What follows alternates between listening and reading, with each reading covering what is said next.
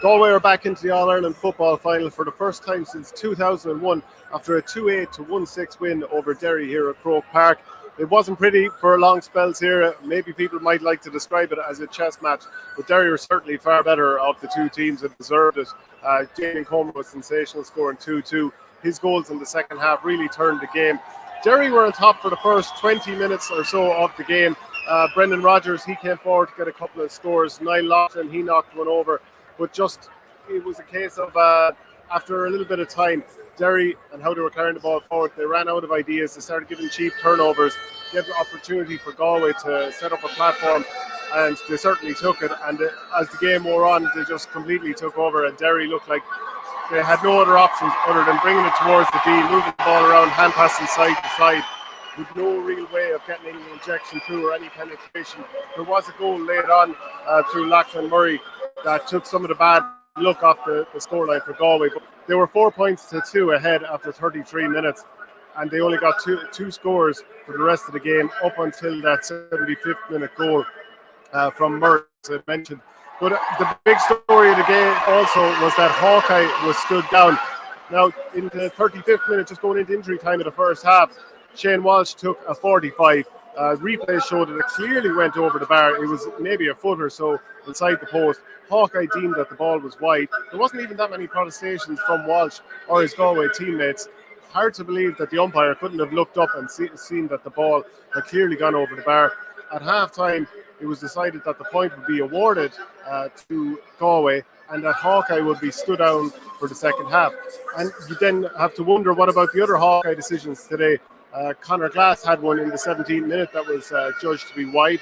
Then also in the previous game, the Talginchuk final, Luke Loughlin, he had one that went to HawkEye, as did Paddy Lynch. So you just wonder, can HawkEye now be trusted, and even will it be stood down for the rest of the championship? If it's going to continue, there'll have to be a very logical answer as to what happened in this game. It happened in 2013 when Barry Nash with the Limerick Miners, he hit one. It clearly went over the bar. Even the HawkEye image that was shown on screen, it clearly looked over the bar, but because it was calibrated for football, it decided that it was wide. So that was a very logical answer. It was set up for the wrong sport. You'll have to find out what happened here. But obviously it's a very bad look for the HawkEye scoring detection system.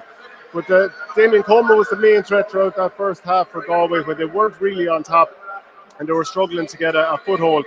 I think Paul Cassidy might feel a little bit aggrieved that his low goal attempt now was probably a low percentage attempt at getting a goal in the 11th minute. It looked like it might have been a foot block from the Galway defender, but that wasn't called. And again, there wasn't too many protestations. They did dominate the first half, as I said, but they just gave away the ball too cheaply. Once or twice lofted it into the area. Oran Lynch, the goalkeeper, he came up and tried to help out the Derry attack on a number of occasions. And in the first half, he played a couple of 1-2s, but then ended up getting a ball back to him. He tried to just palm it onto one of his fellow attackers and palmed it straight out over. And in the second half, the goalkeeper, again, he was coming forward. He was obviously trying to get involved, and rightly so, because there wasn't a whole lot happening. But he ended up taking as many shots as anybody did for Derry in the second half. Twice the goalkeeper had attempts. Once he was a little bit static, ended up getting blocked down. Another time in the 72nd minute, he was perhaps going through to have a goal attempt, but blazed the ball over the bar from 20 odd yards, and it was a bad enough look for Derry. Like in the second half, they had 9 scoring opportunities, just 3 scores, and as I said, that goal at the end taking the bad look off it. In the All-Ireland quarter-final, Armagh needed to come back late on. I suppose similar enough to this, in that they needed a couple of goals late on to turn the game around. They lofted high ball into the area that gave Conor Gleeson, the Galway goalkeeper, all sorts of trouble.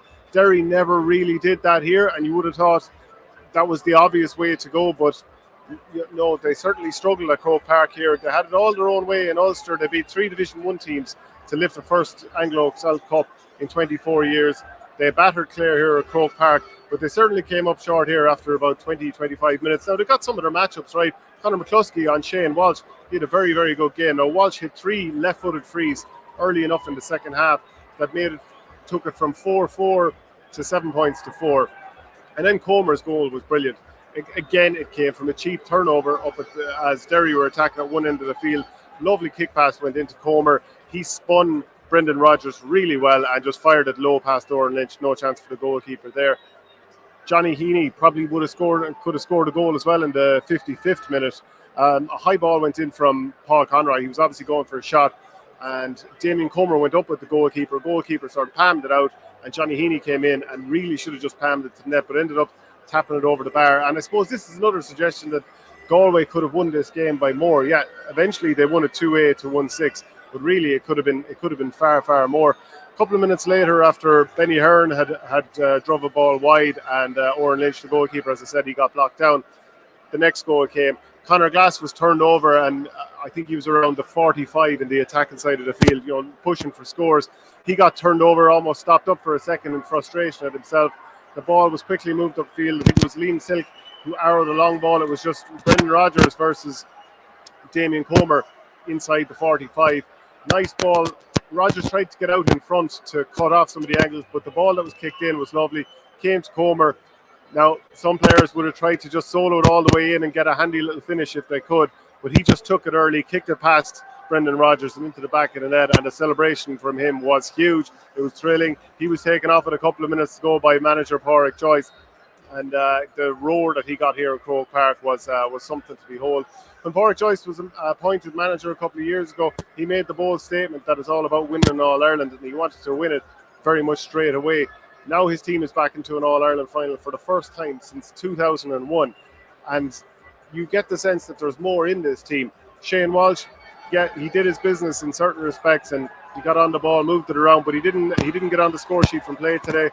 There's more in him, certainly. Robert Finnerty, who was very, very good in the last day out against Armagh, and in general shows an awful lot of quality. There's more in him. Matthew Tierney got some scores the last day. It didn't really happen for him here.